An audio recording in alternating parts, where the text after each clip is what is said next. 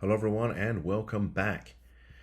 In this video I'm going to talk to you about higher strength medicinal cannabis may be linked to a disturbing pattern of side effects. Study shows. Now, full disclosure, this article that I'm going to put a link to in the description for the video is based on information from Australia, but based on what we have been seeing and I've been reading, it is really relevant to what's been going on today in the United States.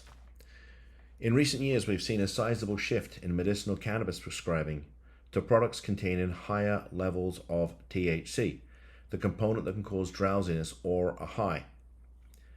Our new studies show some of the harms with this shift, including from products containing far more THC than naturally found in cannabis plants. We found more than half of all cases of adverse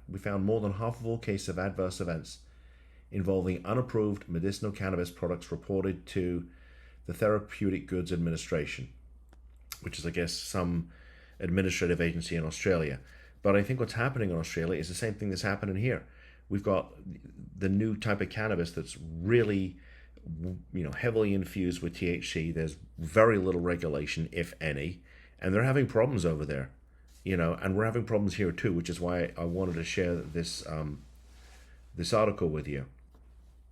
More than half, 54% of all adverse event cases related to products containing higher concentrations of THC. And here's where it gets really interesting. Of all adverse events reported, psychiatric disorders were the leading category, particularly for high THC products. Anxiety, psychotic disorder, and paranoia were the most common of these. We also saw 14 cases involving suicidal thoughts, behavior, and attempt. All these types of adverse events are typically underreported. The rising frequency of these events is concerning, as actual rates are almost certainly higher.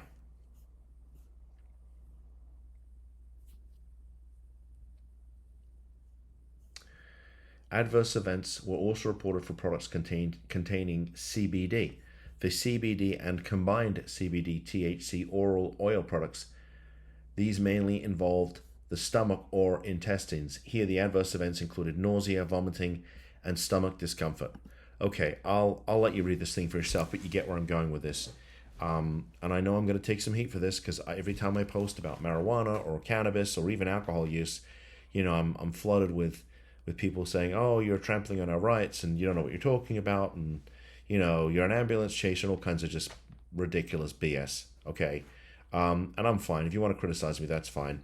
But I'm sharing a message here, and it's based on what we're seeing in the office. And over the last 10 years, we've spoken to thousands of families. And since we legalized marijuana here in Florida and in other states, because a lot of the people that we're trying to help are not from Florida, they come to Florida for treatment. We've been flooded with cases where there is mental health issues, and it is driven by this new legalized high-potency, high-THC marijuana. And these are very challenging cases clinically.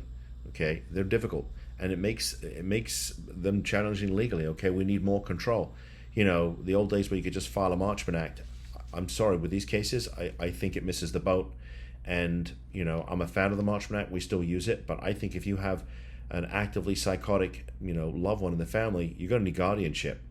And maybe a combination of guardianship and Marchman Act together. And I'm, if you call our office, I'm certainly happy to talk to you about why I think together they work well. But standalone Marchman Act, I don't think it's enough. And, for my colleagues that are shoehorning these mental cases into Marchman Acts, shame on you. So that's my 2 cents. And I'll probably take a bit of flack for that too. But you know what? I really don't care. Because the mission here is to save your family. And for those that are interested in who want to have a conversation about saving their family, I'm happy to talk to you. I'd like you to call our office, speak to us. Let's talk about what options may or may not be available, both legal and non-legal, and sometimes a combination of both. Let's talk about what options potentially could be on the table for you. And if there's a family out there who is dealing with an issue, and I've not made a video about it, and I think there's about 1,000, if not more, videos on YouTube, but maybe I missed something, let me know. Post in the comments. I want to hear your thoughts. because if it's an issue affecting your family, that's probably affecting somebody else's.